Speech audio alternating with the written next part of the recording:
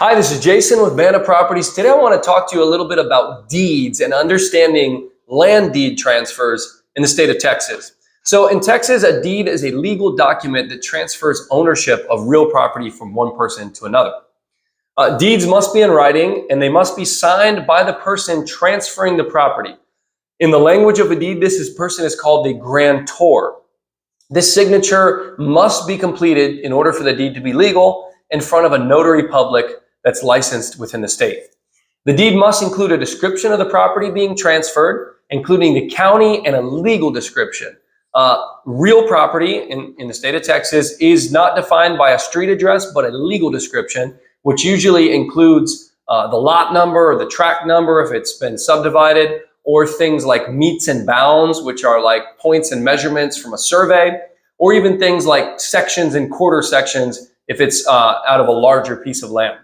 So the deed must include the names of the grantor, which is the seller of the property, and the grantee, which is the buyer or the recipient of the property, as well as any consideration, money, or other things that are being exchanged for ownership of the property. Now, one thing I will mention when looking at most deeds in Texas, the typical process is, because Texas is a non-disclosure state, meaning the price you pay for a piece of property in Texas is not required to be on public record. You do not have to divulge that legally. So most deeds in Texas, regardless of the sales price, will say for $10 and other valuable consideration. Don't think that that property was sold for $10. It's just standard deed language. Once the deed is signed and notarized, it must be filed with the county clerk's office where the property is located. In the county the property is located. So an example would be in Brewster County, Texas, is where the property is. It needs to be filed at the county clerk of Brewster County there to be legal.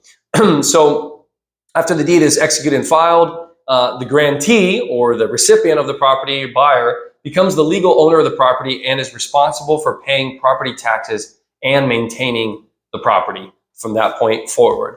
So the basis of a actual legal transfer of land or a house, because what is actually transferred is the land and anything built on it, is always a deed. So in Texas, there are several different types of deeds. I'll talk about the three most common. These include warranty deed, a special warranty deed, and a quitclaim deed. All right, each of them have their own specific terms and conditions. The warranty deed is the best. You want to buy or sell any land or house with a warranty deed. Okay, the warranty deed actually provides the buyer or the grantee with the most protection, because the seller or grantor is guaranteeing legally that the property is free from any defects and encumbrances on title. What that means is that they're saying that they're guaranteeing that in time past the property has been transferred correctly, that they are the only person with a claim to ownership, that they are legally transferring 100% of that ownership, and that they're guaranteeing that there are no clouds, liens, or encumbrances, which means there are no cases or judgments filed against the property. The second type of deed is a special warranty deed. And no, a special warranty is not better than a warranty. It's actually a little bit worse than a warranty deed, because in the special warranty deed, the seller or grantor is saying, I am not necessarily guaranteeing the entire chain of title from time past, but I'm guaranteeing that at least while I've owned the property, nothing has happened against the title and ownership. Meaning I have owned the property free and clear. I have not put any encumbrances, liens, judgments against the property ownership as long as I've owned that. The final type is actually kind of the most frowned upon. It is called a quitclaim deed. And often title companies will not insure a quitclaim deed in Texas. A quitclaim deed just basically says that I quit any claim that I have if I have any claim to ownership in the property. An example would be, I could quitclaim my claim in the Alamo to you. I don't actually have any claim of ownership to the Alamo, but I could quitclaim my claim.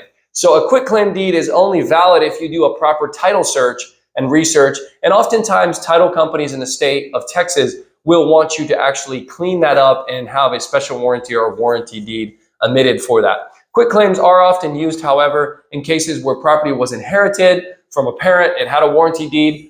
It was deeded to two children as heirs, and one decides to quit their claim to the other or give up their ownership to the other. That would be a proper use of a quitclaim. It is important to consult with an attorney before signing or transferring any deeds. Okay, do that please to ensure that the document is drafted correctly and all legal requirements are met. So I hope that this video has been a help to you in understanding deeds in the state of Texas. This is Jason with Banna Properties, your source for all vacant land needs in Texas.